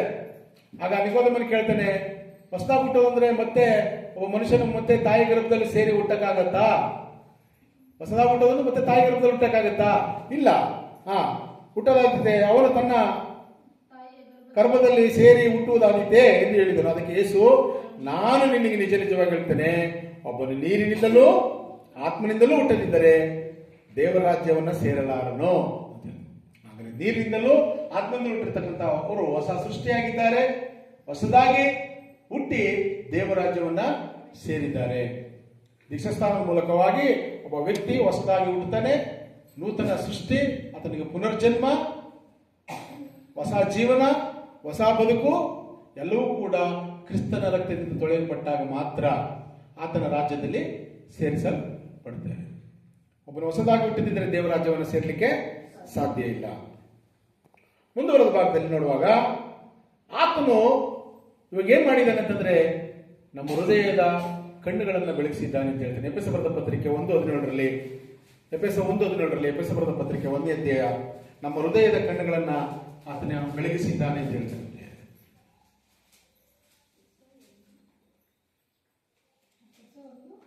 17 ಆತನು ಕರ್ತನಾದ ಯೇಸು ಕ್ರಿಸ್ತನು ದೇವರು ಪ್ರಭಾವ ಸ್ವರೂಪನಾದ ತಂದೆಯೂ ಆಗಿರುವ ಆತನು ತನ್ನ ವಿಷಯವಾಗಿ ತಿಳುವಳಿಕೆಯನ್ನು ಕೊಟ್ಟು ಇದುವರೆಗೂ ಗುಪ್ತವಾಗಿದ್ದ ಸತ್ಯಾರ್ಥಗಳನ್ನು ತಿಳುಕೊಳ್ಳುವ ಜ್ಞಾನವುಳ್ಳ ಆತ್ಮವನ್ನು ನಿಮಗೆ ದಯಪಾಲಿಸಬೇಕೆಂದು ಪ್ರಾರ್ಥಿಸುತ್ತೇವೆ. ಆತನು ನಿಮ್ಮ ಮನೋನೇತ್ರಗಳನ್ನು ಬೆಳಗಿಸಿ ಮನೋನೇತ್ರಗಳನ್ನು ಏನ್ ಮಾಡಿದ್ದಾನೆ? ನಮ್ಮ ಹೃದಯದ ಕಣ್ಣುಗಳನ್ನು ಏನ್ ಮಾಡಿದ್ದಾನೆ? ಬೆಳೆಸಿದ್ದೇನೆ. ಹೃದಯದ ಕಣ್ಣುಗಳು ತೆರೆದೇ ಹೊರತು ಯಾರು ಕೂಡ ರಕ್ಷಣೆ ಹೊಂದಲಿಕ್ಕೆ ಸಾಧ್ಯ ಇಲ್ಲ. ಯೇಸು ಕ್ರಿಸ್ತನನ್ನ ನಂಬಲಿಕ್ಕಾದ್ರೂ, ಸ್ವತಃ ಸರ್ವಶಕ್ತನಾಗಿರ್ತಕ್ಕಂಥ ದೇವರನ್ನ ನಂಬಲಿಕ್ಕಾದ್ರೂ ಒಬ್ಬ ಪ್ರತಿಯೊಬ್ಬನ ಹೃದಯಗಳ ಕಣ್ಣುಗಳು ಏನ್ ಮಾಡಬೇಕು? ತೆರೆಯಲ್ಪಡಬೇಕು. ಈಗ ಏನ್ ಮಾಡಿದಾನೆ? ಈಗ ಆತನು ನಮ್ಮ ಹೃದಯದ ಕಣ್ಣುಗಳು ಏನ್ ಮಾಡಿದ್ದಾನೆ? ಬೆಳಗಿಸಿದ್ರಿಂದಲೇ ಸತ್ಯ ಏನು, ನಿಜ ಏನು, ರಕ್ಷಣೆ ಏನು ಅಂತಕ್ಕಂಥ ಸತ್ಯಗಳನ್ನ ಅರ್ಥಕೊಳ್ಳಿಕ್ಕೆ ಸಾಧ್ಯ ಆಯಿತು, ಪ್ರೇಯರೇ. ಅದರಿಂದ ಆತನು ನಮ್ಮ ಹೃದಯದ ಕಣ್ಣುಗಳನ್ನು ಏನ್ ಮಾಡಿದ್ದಾನೆ? ಬೆಳೆಸಿದ್ದಾನೆ. ಈಗ ದೇವರು ಇವತ್ತು ನಮ್ಗೆ ಏನ್ ಮಾಡಿದ್ದಾನೆ ಅಂತಂದ್ರೆ, ನಮ್ಮೆಲ್ಲರಿಗೊಬ್ಬ ಹೆಲ್ಪರ್ಗಳನ್ನು ಕೊಡ್ತಾ ಇದ್ದಾನೆ. ಯಾರಿಗೆ ಹೆಲ್ಪರು? ಸಹಾಯಕರು. ಯಾರಿರ್ಬೋದು? ಯಾರು ಈ ರೀತಿಯಾಗಿ ರಕ್ಷಿಸಲ್ಪಡ್ತಾರೋ, ಸರ್ವಶಕ್ತನಾಗಿರ್ತಕ್ಕಂಥ ದೇವರು ನಮಗೆ ಸೆಕ್ಯೂರಿಟಿ ಗಾರ್ಡ್ಗಳನ್ನ ಕೊಡ್ತಾ ಇದ್ದಾರೆ. ಗೊತ್ತಾ ನಿಮಗೆ? ನಮ್ಮ ಹಿಂದೆ ಮುಂದೆ ಯಾರಿಗೆ? ಹೊಸದಾಗಿ ಹುಟ್ಟಿ ಆತನ ರಾಜ್ಯವನ್ನು ಪ್ರವೇಶ ಮಾಡಿರ್ತಕ್ಕಂಥವ್ರಿಗೆ ಸರ್ವಶಕ್ತನಾಗಿರ್ತಕ್ಕಂಥ ದೇವರು ಏನ್ ಕೊಡ್ತಾ ಇದ್ದಾರೆ ಅಂದ್ರೆ ಸೆಕ್ಯೂರಿಟಿ ಗಾರ್ಡ್ಗಳನ್ನ ಕೊಡ್ತಾ ಇದ್ದಾರೆ ನಮಗೆ. ಇಬ್ರಿ ಬರೆದ ಪತ್ರಿಕೆ 1ನೇ ಅಧ್ಯಾಯ 14ನೇ ವಾಕ್ಯ.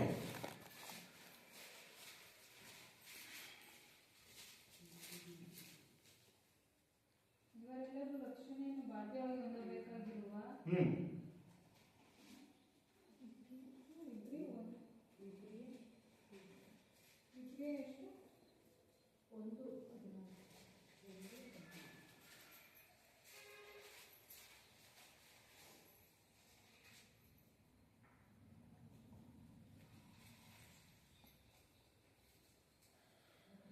ಇಬ್ರಿಯ 1:14 ಸಿಕ್ಕಿಲ್ವಾ?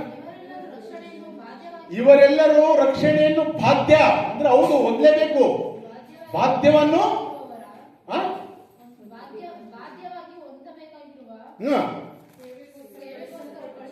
ಸೇವೆಗೋಸ್ಕರ ಕಳಿಸಲ್ಪಡುವ ಉಳಿಗದ ಆತ್ಮಗಳು, ಜೀತದ ಆಗಳು ಅಂತ ಹೇಳ್ತಾರೆ. ನಮಗೆ ನಮ್ಮನ್ನ ರಕ್ಷಣೆ ಮಾಡೋದಕ್ಕೋಸ್ಕರವಾಗಿ, ನಮ್ಮನ್ನ ಕಾಪಾಡೋದಕ್ಕೋಸ್ಕರವಾಗಿ ಏನಂತೆ?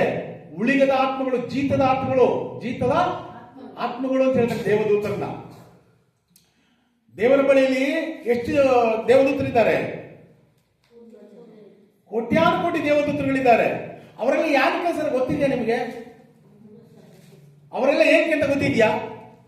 ಕೋಟ್ಯಾನುಕೋಟಿ ದೇವದೂತರುಗಳಿದ್ದಾರಲ್ಲ, ಏನಕ್ಕೆ ಗೊತ್ತಿಯಾ?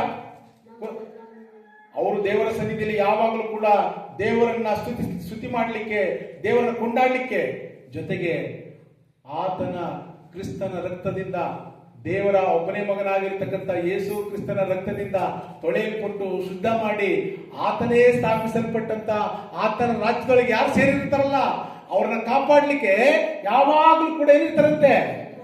ಮುಂಬಲವಾಗಿರ್ತಾರೆ ಅಂತ ಹೇಳ್ತಾನೆ. ಈಗ ನಿಂತಿರ್ತಾರಂತೆ ದೇವದೂತರು, ದೇವರ ಸನ್ನಿಧಿಯಲ್ಲಿ ನಿಂತಿರ್ತಾರಂತೆ ರೆಡಿಯಾಗಿ. ನನ್ನ ಮಗನ ರಕ್ತದಿಂದ ತೊಳೆಯಲ್ಪಟ್ಟವನು, ಆ ರಾಜ್ಯದ ಅಂಗವಾಗಿರ್ತಕ್ಕಂಥವನು, ಆ ರಾಜ್ಯದ ಪ್ರಜೆ ಆಗಿರ್ತಕ್ಕಂಥವನು, ಕರ್ತನಿಗಾಗಿ, ಸಭೆಗಾಗಿ, ಸುವಾರ್ತೆಗಾಗಿ ತನ್ನ ಪ್ರಯಾಸವನ್ನು ಕೊಡತಕ್ಕಂಥ ನನ್ನ ಸೇವಕ ಅಥವಾ ನನ್ನ ಮಗ ಎಲ್ಲಿ ಇಡುತ್ತಾನೋ ಅಥವಾ ಆತನಿಗೆ ಏನು ಆಪತ್ತು ತೊಡಗುತ್ತೀವೋ ಅಂತಂದಾಗ ತಕ್ಷಣವೇ ದೇವರ ಆಜ್ಞೆ ಹೊರಡುತ್ತೆ. ದೇವದೂತರಿಗೆ ಓಡಿ ನನ್ನ ಮಗನ ಹತ್ರ ಚೆಕ್ ಅಂತ ಏನ್ ಮಾಡ್ತಾರೆ? ಯಾರ ಬಳಿಗೆ? ರಕ್ಷಿಸಲ್ಪಟ್ಟಂತ ಈ ಅವಕಾಶ ಎಲ್ಲಿ ಇದೆ ಸಿಸ್ಟರ್ಸ್?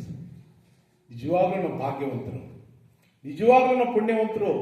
ಇದನ್ನು ಹೊಂದ್ಕೊಳ್ಳೋದು ಯಾವಾಗಂದ್ರೆ ನೀವು ಹೊಸದಾಗಿ ಹುಟ್ಟಿದಾಗ ಮಾತ್ರ, ಕ್ರಿಸ್ತನಲ್ಲಿ ಸೇರಿದಾಗ ಮಾತ್ರ, ಕ್ರಿಸ್ತನ ಸಭೆಯಲ್ಲಿ ನಿನ್ನ ಅಂಗವಾದಾಗ ಮಾತ್ರ, ಆ ದೇವರ ರಾಜ್ಯದಲ್ಲಿ ನೀವು ಪ್ರವೇಶ ಪಟ್ಟಾಗ ಮಾತ್ರ ಈ ಅವಕಾಶವನ್ನು ನೀವು ಹೊಂದ್ತೀರಿ. ನಿಮಗೆ ದೇವದೂತರನ್ನ ಸೇವಕರನ್ನಾಗಿ ಹೊಂದುವಂತ ಅವಕಾಶ.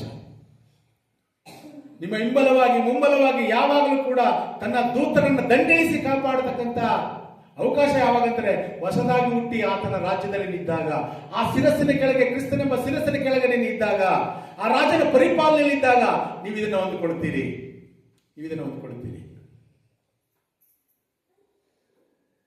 ಅದರಿಂದ ಮನುಷ್ಯ ರಕ್ಷಣೆ ಹೊಂದುವಂಥದ್ದು ಬಹಳ ಬಹಳ ಬಹಳ ಪ್ರಾಮುಖ್ಯ. ರಕ್ಷಣೆಯನ್ನು ಹೊಂದಿಕೊಳ್ತಕ್ಕಂಥದ್ದು ಬಹಳ ಪ್ರಾಮುಖ್ಯ. ಯಾಕೆ ಇಂಥ ಆಶೀರ್ವಾದಗಳನ್ನು ಹೊಂದಿಕೊಳ್ಳಬೇಕು ನೋಡಲ್ಲ, ಅದಕ್ಕೆ ಹೇಳ್ತೇವೆ. ನಾನು ಇದರಲ್ಲಿದೆ, ಮತ್ತೆ ರಿವೈಂಡ್ ಮಾಡ್ತೀನಿ ನಾನು. ಮತ್ತೆ ಈ ಲೋಕದ ಪ್ರೀತಿ ನಿಮಗೆ ಅಲ್ಪವಾಗಿರ್ಬೋದು, ದೇವರ ಪ್ರೀತಿ ಎಷ್ಟಿರ್ಬೋದು? ದೇವರ ಪ್ರೀತಿ ಎಷ್ಟಿರ್ಬೋದು? ಒಂದು ಅಂದಾಜು ಹೇಳಿ. ನಿಮ್ಮ ಮೇಲೆ ದೇವರ ಪ್ರೀತಿ ಇದೆಯಾ? ನಿಮ್ಮ ಮೇಲೆ ದೇವರ ಪ್ರೀತಿ ಇದೆಯಾ? ಎಷ್ಟಿದೆ? ತುಂಬಾ ಅಂದ್ರೆ ಎಷ್ಟು? ದೇವರು ಏನ್ ಮಾಡಿದಾನೆ ಗೊತ್ತಾ? ಯಾವಾಗ ನೀವು ರಕ್ಷಿಸಲ್ಪಟ್ರಲ್ಲ, ದೀಕ್ಷಾಸ್ಥಾನವನ್ನು ಹೊಂದಿದ್ರಲ್ಲ, ಆತನ ರಕ್ತ ತೊಳೆಯಲ್ಪಟ್ರಲ್ಲ, ದೇವರ ಪ್ರೀತಿ ಎಷ್ಟಿದ್ರೆ ತಟ್ಟೆಗಾಗಿ ಕೊಟ್ಟಿಲ್ಲ, ಪಾತ್ರೆಗಾಗಿ ಕೊಟ್ಟಿಲ್ಲ, ಒಂದು ಟೀ ಲೋಟದಲ್ಲಿ ಕೊಟ್ಟಿಲ್ಲ. ಏನ್ ಮಾಡಿದಾರೆ ಗೊತ್ತಾ? ಪ್ರೀತಿಯನ್ನು ಸುರಿದಿದ್ದಾರೆ ಅಂತ ಹೇಳ್ತಾರೆ. ಏನ್ ಮಾಡಿದಾರಂತೆ? ಪ್ರೀತಿಯನ್ನು ಏನ್ ಮಾಡಿದಾರಂತೆ? ಸುರಿಯೋದು ಗೊತ್ತಲ್ಲಮ್ಮ ನಿಮಗೆ? ಅಳತೆ ಮಾಡೋದು ಬೇರೆ, ಸುರಿಯೋದು ಬೇರೆ. ದೇವರು ನಿಮ್ಮ ಮೇಲೆ ಆ ಪ್ರೀತಿಯನ್ನು ಏನ್ ಮಾಡಿದಾರಂತೆ? ಸುರಿದಿದ್ದಾರಂತೆ. ದೀಕ್ಷಾಸ್ಥಾನ ಹೊಂದಿರತಕ್ಕಂಥವರ ಆಶೀರ್ವಾದ ಇದು. ಹೋದ್ರಿ ರೋಮ 5:5. ಈ ನಿರೀಕ್ಷೆಯು ನಮ್ಮ ಆಶೆಯನ್ನು ಭಂಗಪಡಿಸುವುದಿಲ್ಲ. ನಮಗೆ ಕೊಟ್ಟಿರುವ ಪವಿತ್ರಾತ್ಮನ ಮೂಲಕವಾಗಿ ದೇವರ ಪ್ರೀತಿ ರಸವು ದೇವರ ಪ್ರೀತಿ ನಮ್ಮ ಮೇಲೆ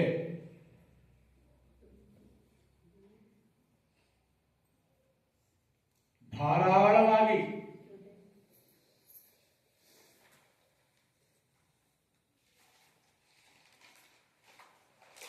ಏನ್ ಮಾಡಿದಂತೆ? ದೇವರ ಪ್ರೀತಿ ನಮ್ಮ ಮೇಲೆ ಧಾರಾಳವಾಗಿ ಸಿರಿಸಲ್ಪಟ್ಟಿದೆ. ಏನು ಸ್ವಲ್ಪ ಕೊಡೋಣ ಕುಮಾರನ ಮೇಲೆ, ಇನ್ನೊಬ್ಬರ ಮೇಲೆ ಸ್ವಲ್ಪ ಕೊಡೋಣ ಅಂತ ಹೇಳಿಲ್ಲ. ಯಾರೆಲ್ಲ ಯೇಸು ಕ್ರಿಸ್ತನನ್ನ ಸ್ವಂತ, ನೀವು ಧಾರಾಳ ಹೊಂದ್ಕೋಬೇಕಾ? ನೀವು ಕ್ರಿಸ್ತನನ್ನ ಸ್ವಂತ ರಕ್ಷಕನಾಗಿ ಅಂಗೀಕಾರ ಮಾಡ್ಕೋಬೇಕು. ನಿಮ್ಮೆಲ್ಲದಕ್ಕೂ ಧಾರಾಳತೆ ಬೇಕಾ? ದೇವರಿಂದ ನಿಮ್ಮನ್ನು ಧಾರಾಳವಾಗಿ ಪ್ರೀತಿ ಮಾಡಬೇಕಾ? ಧಾರಾಳವಾಗಿ ಆಶೀರ್ವಾದ ಮಾಡಬೇಕಾ? ಧಾರಾಳವಾಗಿ ರಕ್ಷಣೆ ಮಾಡಬೇಕಾ? ನೀವು ಕೂಡ ಧಾರಾಳವಾಗಿ ಯೇಸು ಕ್ರಿಸ್ತನ ಸ್ವಂತ ರಕ್ಷಕನಾಗಿ ಏನ್ ಮಾಡ್ಕೋಬೇಕು? ಅಂಗೀಕಾರ ಮಾಡ್ಕೊಂಡಿದ್ದಾಗ ಮಾತ್ರ. ಅದರಿಂದ ಪ್ರಿಯರೇ, ಯಾರೆಲ್ಲ ರಕ್ಷಣೆ ಹೊಂದಿರ್ತಾರೋ ಅವರ ಮೇಲೆ ದೇವರ ಪ್ರೀತಿ ನಮ್ಮ ಮೇಲೆ ಧಾರಾಳವಾಗಿ ಸುರಿಸಲ್ಪಟ್ಟಿದೆ ಅಂತ ಹೇಳ್ತಾನೆ. ಆದ್ರಿಂದ ಪ್ರಿಯರೇ,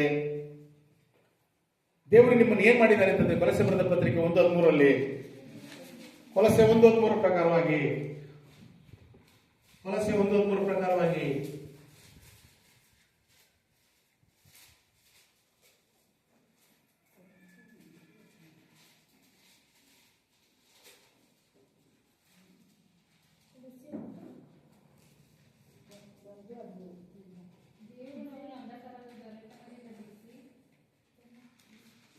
ಓದಮ್ಮ.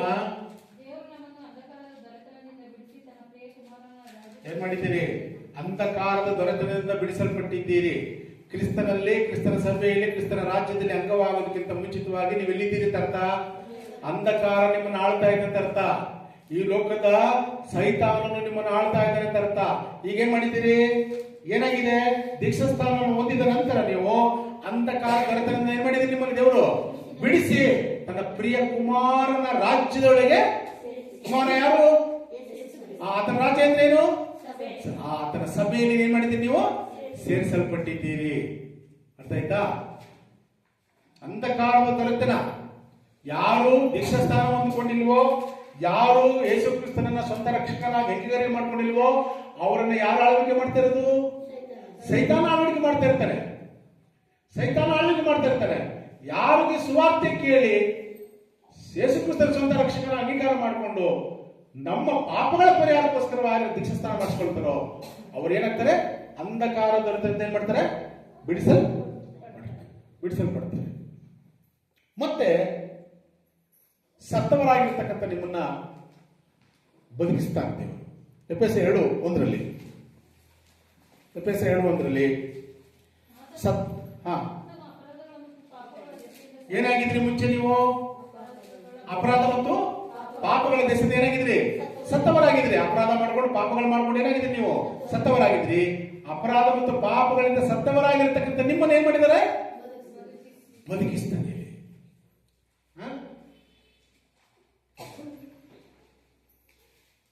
ಅಪರಾಧಗಳು ಹಾಗೂ ಪಾಪಗಳಿಂದ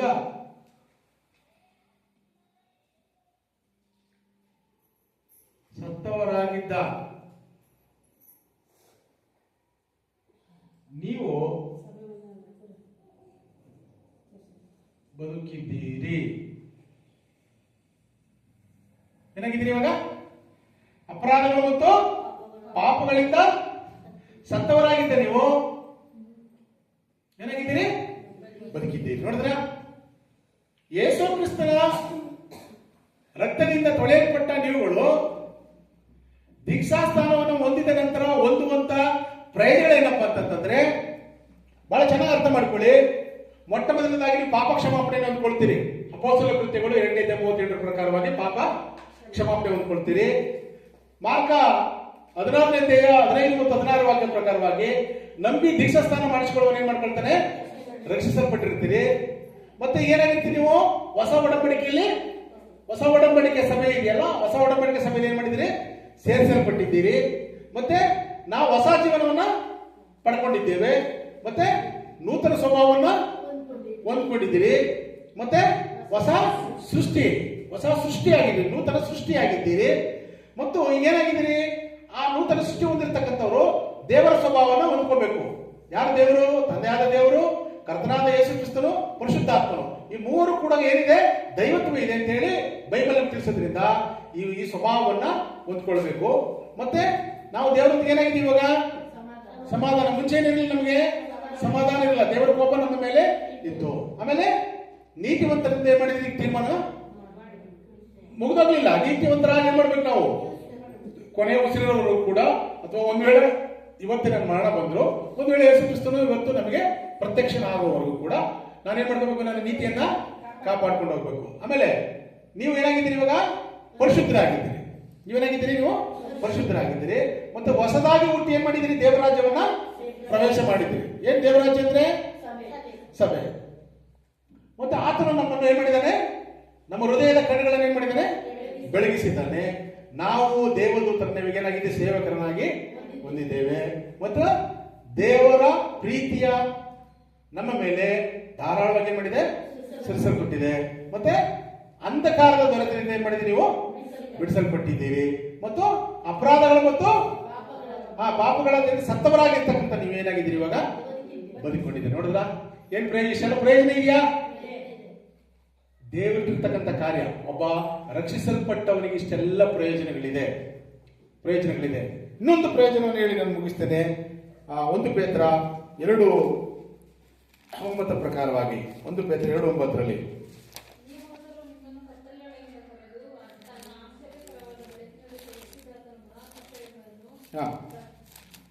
1 ಪೇತ್ರ 2:9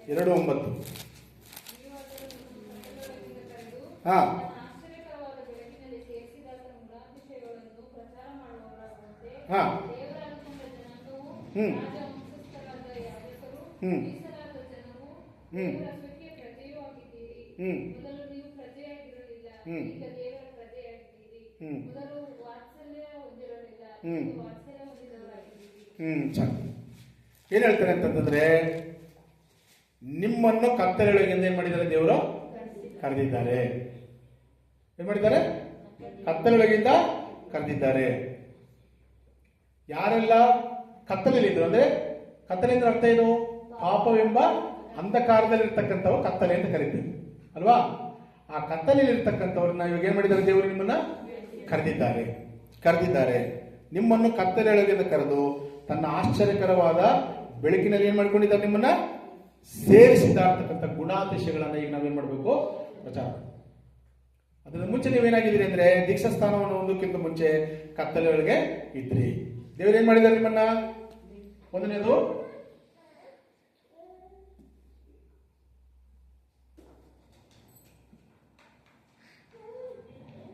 ಕತ್ತಲೆಯೊಳಗಿಂದ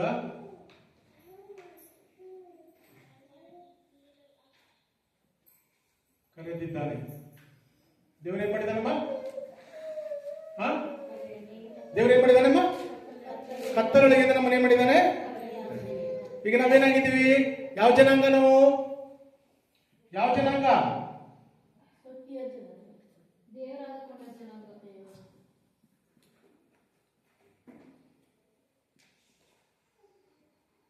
ನಾವೆಂತ ಜನಾಂಗ? ನಾವು ಆ ಜನಾಂಗ ಈ ಜನಾಂಗ ಅಂತ ಹೇಳ್ಬೇಕಾ? ಈಗ ನಾವು ಆ ಜನಾಂಗ ಈ ಜನಾಂಗ, ನಾವು ಕೀಳು ನಾವು ಮೇಲು ಅಂತ ಹೇಳ್ಬೇಕು ಇವಾಗ. ಎಂತ ಜನಾಂಗ ನಾವು ಈಗ? ದೇವರು ಆದುಕೊಂಡಂತ ಜನಾಂಗ. ದೇವರು ಏನ್ ಮಾಡ್ಕೊಂಡಿದ್ದಾರೆ? ನಮ್ಮನ್ನ ಆದುಕೊಂಡಿದ್ದಾರೆ. ಈ ಲೋಕದಲ್ಲಿ ಜನಾಂಗ ಇದೆ, ಜಾತಿ ಇದೆ. ಆ ಜನಾಂಗದ ಏನ್ ಮಾಡಿಕೊಂಡಿದ್ದಾರೆ ದೇವರು ನಮ್ಮನ್ನ? ನಾವು ಆದುಕೊಂಡ ಜನಾಂಗ. ಯಾವ ಜನಾಂಗ ಅಲ್ಲ ನಾವು? ನಾವು ಉಪ್ಪಾರ, ನಾನು ಗೌಡ, ನಾನು ಒಕ್ಕಲಿಗ, ನಾನು SC ST ಅಂತ ಹೇಳುವಂತ ಅವಶ್ಯಕತೆ ನಮಗೆ ಇಲ್ಲ. ದಯವಿಟ್ಟು ಅದನ್ನ ಮನಸ್ಸಿಂದ ಯಾರು ಕೂಡ ಇಟ್ಕೋಬಾರದು. ಕ್ರಿಸ್ತನಲ್ಲಿ ಬಂದ ಮೇಲೆ ಎಲ್ಲರೂ ಕೂಡ ಒಂದೇ, ಯಾವುದೇ ಜಾತಿ ಇಲ್ಲಿ ಇರಬಾರ್ದು. ನಾವೆಂತ ಜನಾಂಗ? ದೇವರು ಆದುಕೊಂಡ ಜನಾಂಗ. ಈ ಲೋಕದ ಮಧ್ಯದಲ್ಲಿ ದೇವರನ್ನ ಏನ್ ಮಾಡ್ಕೊಂಡಿದ್ದಾರ? ಆದುಕೊಂಡಿದ್ದಾರೆ. ಅದಕ್ಕೆ ಎಂತ ಜನಾಂಗ ನಾವು? ದೇವರು ಆದುಕೊಂಡ ಜನಾಂಗ. ದೇವರು ಆದುಕೊಂಡ ಜನಾಂಗ. ಅರ್ಥ ಆಯ್ತಾ? ಮೂರನೇದು, ನಾವು ಯಾವ ಮನೆತನದವರು ಗೊತ್ತಾ? ಯಾವ ಮನೆತನದವರು ಗೊತ್ತಾ? ನಾವು ಇವಾಗ ರಾಜ ಮನೆತನದವರು. ನಾವು ಎಂತ ಮನೆತನದವರು? ರಾಜ ಮನೆತನದವರು. ರಾಜ ಮನೆತನದ ಯಾಜಕರನ್ನ ಕೂಡ ನಾವೀಗ ಯಾರು? ಮೈಸೂರು ಮಹಾಸಂಸ್ಥಾನ ಇದೆ. ಆ ಸಂಸ್ಥಾನದಲ್ಲಿ ಬಂದು ಪೂಜೆ ಮಾಡ್ಬೇಕಂತಂದ್ರೆ ಹೇಗಿರ್ತದೆ ನಮ್ದು? ಏನಮ್ಮ ಸಿಸ್ಟರ್? ಮೈಸೂರು ಅರಮನೆ ಇದೆ. ರಾಜರು ಕರೀತಾರೆ ನಮ್ಮನ್ನ. ಇನ್ ಮುಂದೆ ನಮ್ಮ ಏನ್ ಮಾಡೋ? ನಮ್ಮ ಇಲ್ಲಿ ಅರಮನೆಯಲ್ಲಿ ನೀನೇನ್ ಮಾಡು? ಯಾಜಕ ಸೇವೆ ಮಾಡುವಂಥದ್ದು ಹೆಂಗಿರ್ತದೆ? ಸಿಸ್ಟರ್? ಅಯ್ಯೋ, ರಾಜನ ಮನೆತನದಲ್ಲಿ, ರಾಜನ ಮನೆಯಲ್ಲಿ, ರಾಜನ ಜೊತೆಯಲ್ಲಿ ಏನ್ ಮಾಡೋ ಅವಕಾಶ? ಅಯ್ಯೋ, ಸೇವೆ ಮಾಡುವಂತ ಅವಕಾಶ.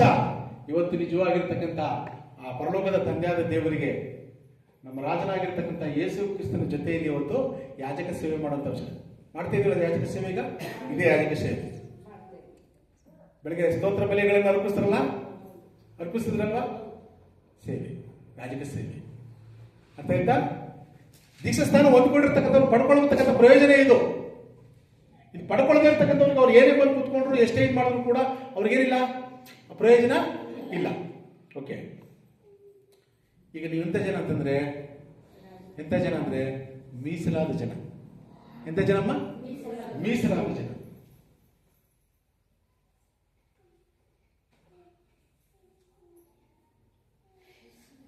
ಮೀಸಲು ಅಂದ್ರೆ ಶುದ್ಧ. ಮೀಸಲು ಅಂದ್ರೆ ಅರ್ಥ ಏನಮ್ಮ? ಅಂದ್ರೆ ಮೀಸಲು ಅಂದ್ರೆ ಅರ್ಥ ಏನಮ್ಮ? ಮೀಸಲು ಅಂದ್ರೆ ಪ್ರತ್ಯೇಕವಾಗಿರ್ತಕ್ಕಂದ್ರೆ ನಮಗೂ ಈ ಲೋಕಕ್ಕೆ ಯಾವುದೇ ರೀತಿಯಾಗಿ ಏನಿಲ್ಲ, ಸಂಬಂಧ ಇಲ್ಲ. ನಾವು ಅವರೊಟ್ಟಿಗೆ ಅವ್ರು ಮಾಡ್ತಕ್ಕಂಥ ಕಾರ್ಯಗಳಾಗ್ಲಿ ಏನೇ ಆಗ್ಲಿ ಲೌಕಿಕ ಯಾವ್ದು ಕೂಡ ನಾವೇನ್ ಮಾಡಂಗಿಲ್ಲ, ಸೇರಂಗಿಲ್ಲ. ಪರಿಶುದ್ಧರು ನಾವು ಅಂತ ಅರ್ಥ. ಅಂದ್ರೆ ಮೀಸಲಾದ ಜನರ. ಯಾರು ಮೀಸಲು? ನೀವು ದೇವರಿಗೆ ಮೀಸಲು. ನಿಮಗೆ ದೇವರು ಏನ್ ಮಾಡಿದ್ದಾನೆ? ತನ್ನ ಮಗನ ರಕ್ತವನ್ನು ಕೊಟ್ಟು ನಿಮ್ಮನ್ನ ಪ್ರತ್ಯೇಕ ಮಾಡಿದ್ರಿಂದ ನೀವು ಮೀಸಲು. ಯಾರೊಟ್ಟಿಗೂ ಇಜ್ಜುಡಂಗಿಲ್ಲ. ದೇವರು ಏನ್ ಹೇಳ್ತಾನೋ ಆ ಕಾರ್ಯಗಳನ್ನೇ ಮಾಡಬೇಕು. ಆ ಯಾಜಕ ಸೇವೆ ಏನ್ ಮಾಡ್ಬೇಕಂದ್ರೆ ಅದನ್ನೇ ಮಾಡಬೇಕು. ಬೇರೆ ಕಡೆ ನಾವೇನು ಕೂಡ ಮಾಡೋಗೆ ಇಲ್ಲ. ಅದರಿಂದ ನೀವೇನಂದ್ರೆ ಮೀಸಲಾದಂತ ಪರಿಶುದ್ಧ ಜನರಾಗಿದ್ದೀರಿ. ಮೀಸಲಾದ ಪರಿಶುದ್ಧವಾಗಿರ್ತಕ್ಕಂಥ ಜನರಾಗಿದ್ದೀರಿ. ನೀವು ದೇವರ ಸ್ವಂತ ಜನರು. ಇವಾಗ ಸ್ವಕೀಯ ಪ್ರಜೆಗಳು ಸ್ವಂತ ಜನರು. ಎಂತ ಜನರು? ಯಾರ ಜನರು? ದೇವರ ಸ್ವಂತ ಜನರು. ಇವಾಗ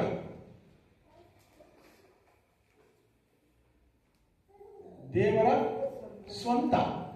ನೀವು ಯಾರು ಸ್ವಂತ? ಯಾರು ಸ್ವಂತ?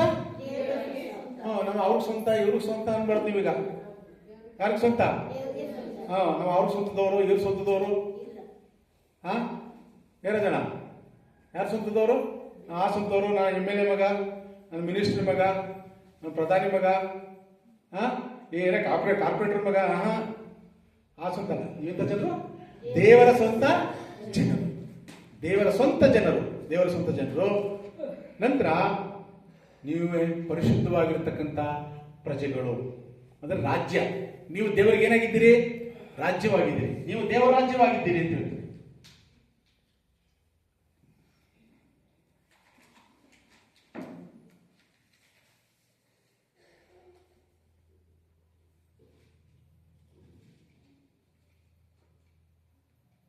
ಒಂದು ರಾಜ್ಯದಲ್ಲಿ ಪ್ರಜೆಗಳಿಂದ ಒಬ್ಬ ರಾಜ ಇರ್ಲಿಕ್ಕೆ ಸಾಧ್ಯನಾ? ಪ್ರಜೆಗಳಿದ್ರೆ ರಾಜ. ಅಂದ್ರೆ ಏನಾಗಿದ್ದೀರಿ? ನೀವು ದೇವರ ರಾಜ್ಯವಾಗಿದ್ದರು ಪ್ರಜೆಗಳು. ನಿಮ್ಗೆ ರಾಜ ಯಾರಪ್ಪ ಅಂದ್ರೆ ಯೇಸು ಕ್ರಿಸ್ತ ನಿಮ್ಗೆ ರಾಜ. ಅರ್ಥ ಆಯ್ತಾ? ಹೀಗಾಗಿದ್ದೀರಿ ನೀವು ದೇವರ ರಾಜ್ಯದ ಪ್ರಜೆಗಳು. ನೀವು ರಾಜ್ಯ, ದೇವರ ರಾಜ್ಯವಾಗಿದ್ದೀರಿ. ನಂತರ ಏನಪ್ಪ ಅಂತಂದ್ರೆ ಇವಾಗ ನೀವು ಒಂದು ವೇಳೆ ಮರಣಿಸಿದ್ರೆ ಪರದೈಸನ್ನ ಪಡಿಲಿಕ್ಕೆ ಮೊದಲ ಅರ್ಹತೆಯನ್ನು ಹೊಂದಿದ್ದೀರಿ. ಏನು?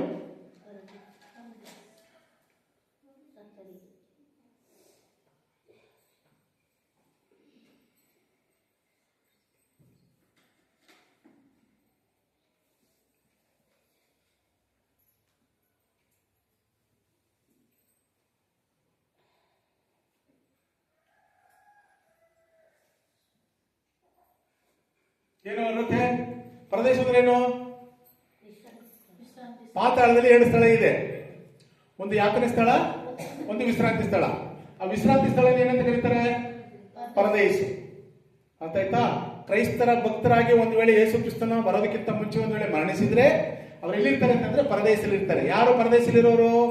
ಯಾರು ಯೇಸು ಕ್ರಿಸ್ತನನ್ನ ಸ್ವಂತ ರಕ್ಷಕನಾಗಿ ಅಂಗೀಕಾರ ಮಾಡಿಕೊಂಡು ಆತನ ರಕ್ತ ತೊಳೆಯಲ್ಪಟ್ಟು ಪಾಪ ಪರಿಹಾರಕ್ಕೋಸ್ಕರ ದೀಕ್ಷಾಸ್ನಾನ ಮಾಡಿಕೊಂಡು ಆತನ ರಾಜ್ಯವಾಗಿ, ಆತನ ಸಭೆಯಾಗಿ ಯಾರು ಪರಿಶುದ್ಧವಾಗಿ ಜೀವಿಸ್ತಾ ಮರಣಿಸ್ತಾರೋ, ಕ್ರೈಸ್ತರ ಭಕ್ತರಾಗಿ ಮರಣಿಸ್ತಾರೋ, ಒಂದು ವೇಳೆ ಮರಣಿಸಿದ್ರೆ ಅವ್ರು ಎಲ್ಲಿರ್ತಾರೆ ಅಂದ್ರೆ ಪರದೇಶದಲ್ಲಿ ಇರ್ತಾರೆ. ಒಂದು ವೇಳೆ ಯೇಸು ಕ್ರಿಸ್ತನನ್ನು ಅಂಗೀಕಾರ ಮಾಡದೆ ಒಂದು ವೇಳೆ ಮರಣಿಸಿದ್ರೆ ಅವರಿಗೆ ನಿತ್ಯ ಯಾತನೆ ಅಂತಕ್ಕಂಥ ಸ್ಥಳದಲ್ಲಿ ಯಾತನೆ ಸ್ಥಳದಲ್ಲಿ ಇರ್ತಾರೆ.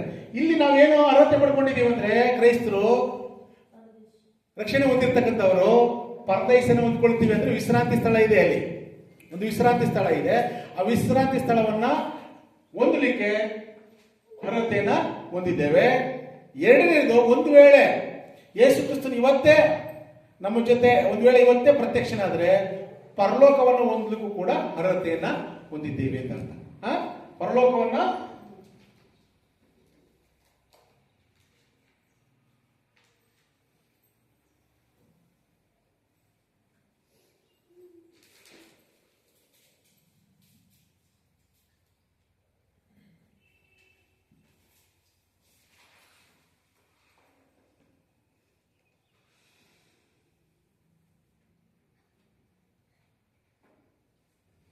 ಏನಮ್ಮ, ಒಂದು ವೇಳೆ ಯೇಸು ಕ್ರಿಸ್ತನ ಇವತ್ತೇ ಪ್ರತ್ಯಕ್ಷನಾದ್ರೆ ಯೇಸು ಕ್ರಿಸ್ತ ಜೊತೆ ಯಾರೆಲ್ಲ ಕ್ರಿಸ್ತನನ್ನ ನಂಬಿ ರಕ್ಷಣೆ ಹೊಂದಿಕೊಂಡಿರ್ತೀರೋ ಅವ್ರು ಬಂದ್ರೆ ಚಕ್ಕಂತ ನಾವು ಏನ್ ಮಾಡ್ತೇವೆ? ಎಬ್ಬಿಸಲ್ಪಡ್ತೇವೆ. ಒಂದು ವೇಳೆ ಆತನ ಜೊತೆ ಎದ್ರೆ ಪರಲೋಕವನ್ನು ಹೊಂದಲು ನಾವು ಅರ್ಹತೆಯನ್ನ ಹೊಂದಿರಿ. ಯಾರಿಗೆ ಅರ್ಹತೆ? ದೀಕ್ಷಾ ಸ್ಥಾನವನ್ನ ಹೊಂದಿರತಕ್ಕಂಥವ್ರು ಮಾತ್ರ ಅರ್ಹತೆ. ದೀಕ್ಷಾ ಸ್ಥಾನವನ್ನ ಹೊಂದಿರತಕ್ಕಂಥವ್ರು ಮಾತ್ರ ಅರ್ಹತೆ. ಮತ್ತೆ ಈಗ ಏನಾಗಿದ್ದೀವಿ ಅಂತಂದ್ರೆ ದೀಕ್ಷಾ ಸ್ಥಾನ ಹೊಂದಿರತಕ್ಕಂಥವ್ರು ಏನ್ ಮಾಡ್ಬೇಕಂದ್ರೆ ಆತ್ಮಾನುಸಾರವಾಗಿ ಆಲೋಚನೆ ಮಾಡ್ಲಿಕ್ಕೆ ಆತ್ಮ ಸಂಬಂಧಕರಾಗಿದ್ದೇವೆ. ಇವಾಗ ಈಗ ಮುಂಚೆ ಭೌತಿಕವಾದ ಸಂಬಂಧ ಇತ್ತು, ಈಗ ನಮ್ಗೆ ಆತ್ಮಾನುಸಾರ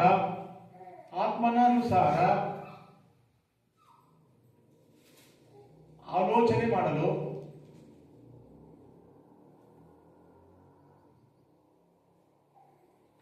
ಆತ್ಮ ಸಂಬಂಧಕರಾಗಿದ್ದೇವೆ.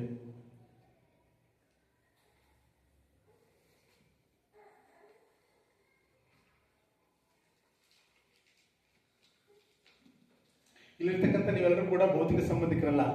ಎಂತ ಸಂಬಂಧಿಕರು? ಎಂತ ಸಂಬಂಧಿಕರಮ್ಮ? ಆತ್ಮಿಕ ಸಹೋದರಿ, ಆತ್ಮಿಕ ಸಂಬಂಧಿಕರು ನೀವೆಲ್ಲರೂ ಕೂಡ. ನಾವು ಯಾವಾಗಲೂ ಕೂಡ ಎಂತ ಮಾಡ್ಬೇಕು? ಆತ್ಮಾನುಸಾರವಾಗಿ ಆಲೋಚನೆ ಮಾಡ್ಬೇಕು. ನಾವು ಯಾವ್ಯಾವ ಆಲೋಚನೆ ಮಾಡೋದು ಕೂಡ ಆತ್ಮನ ಅನುಸಾರವಾಗಿ ಆಲೋಚನೆ ಮಾಡಬೇಕು. ಭೌತಿಕವಾಗಿ ಆಲೋಚನೆ ಮಾಡಬಾರ್ದು. ನಾವು ಯಾರು ಕೂಡ ಏನ್ ಮಾಡ್ಬಾರ್ದಮ್ಮ? ಆತ್ಮನ ಅನುಸಾರವಾಗಿ ಅಂದ್ರೆ ಬೈಬಲ್ ಏನ್ ಹೇಳ್ತಾ ಅದ್ರ ಪ್ರಕಾರವಾಗಿ ಆಲೋಚನೆ ಮಾಡ್ತಕ್ಕಂಥ ಆತ್ಮ ಸಂಬಂಧಿಕರು ನಾವೆಲ್ಲರೂ ಕೂಡ. ಈಗ ಅರ್ಥ ಆಯ್ತಾ? ಕೊನೆಯದಾಗಿ ಕರ್ತನ ಮೇಜಿನಲ್ಲಿ ಪಾಲನ್ನು ಹೊಂದಲು ಅರ್ಹತೆ ಇರುವುದು. ಯಾರು ದೀಕ್ಷಾ ಸ್ಥಾನವನ್ನ ಹೊಂದಿರ್ತಾರೋ ಕರ್ತನ ಮೇಜಿನಲ್ಲಿ ಪಾಲನ್ನು ಹೊಂದಲಿಕ್ಕೆ ಅರ್ಹತೆಯನ್ನ ಹೊಂದಿರ್ತೇವೆ. ಏನಮ್ಮ?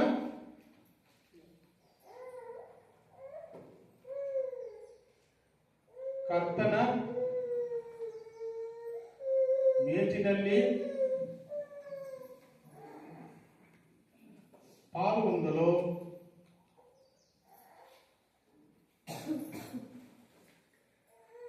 ಅರ್ಹತೆ ಹೊಂದಿದ್ದೀರಿ.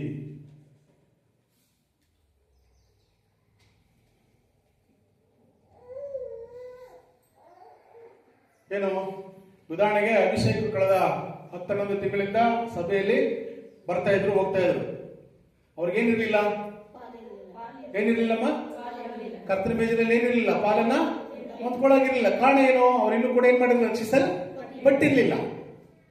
ಆದ್ರೆ ಆ ರಕ್ಷಣೆ ಮಾರ್ಗದಲ್ಲಿದ್ರು, ಒಂದು ಆ ಮಾರ್ಗದಲ್ಲಿದ್ರು, ಆದ್ರೆ ಏನ್ ಮಾಡಿರ್ಲಿಲ್ಲ, ಅವರು ರಕ್ಷಿಸಲ್ಪಟ್ಟಿರಲಿಲ್ಲ. ಅಂದ್ರೆ ಇವತ್ತಿನಿಂದ ಏನ್ ಮಾಡ್ತಾರೆ, ಅವರು ಆ ರಕ್ಷಣೆಯ ಹೊಂದಿದ್ರಿಂದ ಕರ್ತನ ಮೇಜಿನಲ್ಲಿ ಏನ್ ಮಾಡ್ಕೋಬಹುದು, ಅವರು ಪಾಲನ್ನ ಹೊಂದ್ಕೋಬಹುದು. ಅವ್ರೇನ ಯಾಕೆ ಪಾಲು ಹೊಂದ್ಕೋಬಹುದು ಅಂದ್ರೆ, ಅವರ ಮರಣದಲ್ಲೂ ಕೂಡ ಪಾಲಾಗಿದ್ದಾರೆ, ಅವರ ಮರಣದಲ್ಲಿ ಪಾಲಾಗಿದ್ದಾರೆ, ಮತ್ತೆ ಪುನರುತ್ಥಾನದಲ್ಲೂ ಕೂಡ ಏನ್ ಮಾಡ್ಕೊಂಡಿದ್ದಾರೆ, ಪಾಲನ್ನ ಹೊಂದ್ಕೊಂಡಿದ್ರಿಂದ ಇದರಲ್ಲೂ ಕೂಡ ಏನಾಗ್ತಾರೆ, ಅವರು ಪಾಲನ್ನ ಹೊಂದ್ಕೊಳ್ತಾರೆ.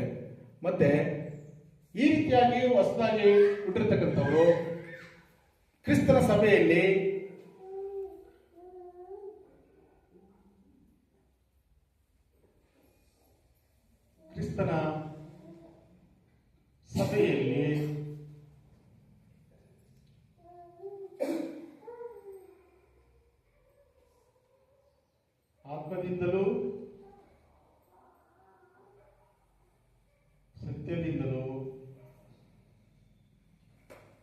ಆತ್ಮದಿಂದಲೂ ಸತ್ಯದಿಂದಲೂ ದೇವರನ್ನ ಆರಾಧಿಸಲು